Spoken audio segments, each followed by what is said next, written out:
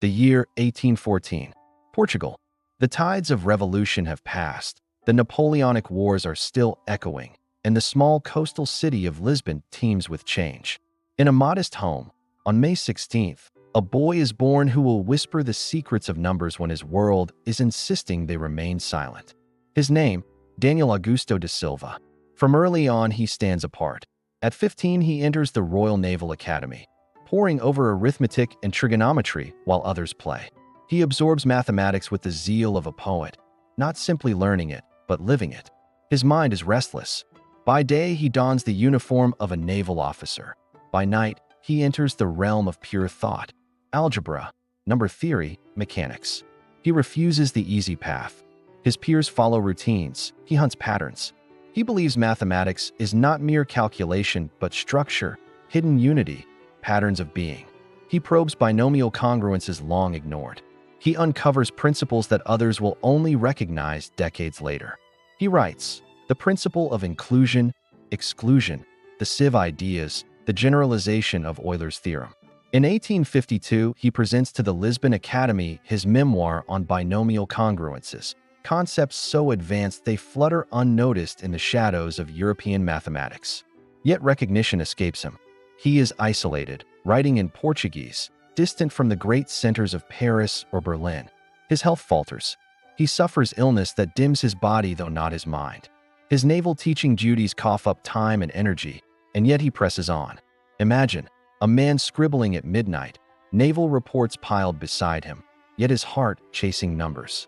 He crafts formulas for forces rotating around points of application in rigid bodies, a mechanics result that anticipates major European work. He sends his manuscripts into the world, but the world is busy with empires, wars, politics. When he publishes in 1854 his Propriedades Jurae e Resoluco Directa das Congruences Binomiais, it lands quietly. The great names of mathematics don't notice. His ideas drift in Portuguese libraries. The reward of writing in Portuguese, he laments in a letter years later. His mind, restless, begins exploring actuarial science, demographic studies, the brightness of flames, entire branches of science branching from his curiosity. But his health is failing. He is increasingly isolated. On October 6, 1878, Daniel da Silva passes away in Oeiras.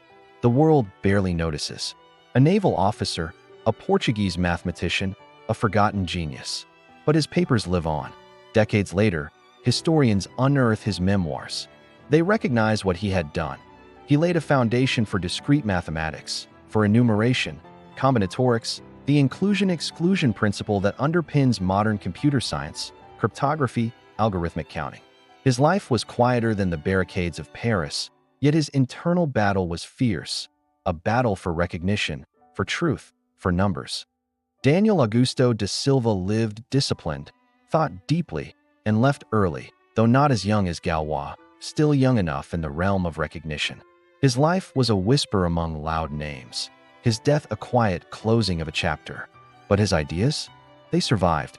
They shaped the future quietly, but irrevocably. And so you wonder, how many other geniuses labored in isolation? How many insights were muted by language, geography, or time? If you believe these stories deserve to be remembered, the unrecognized visionaries, the hidden mathematicians, then share this. Because there are countless more hidden stories waiting to be told.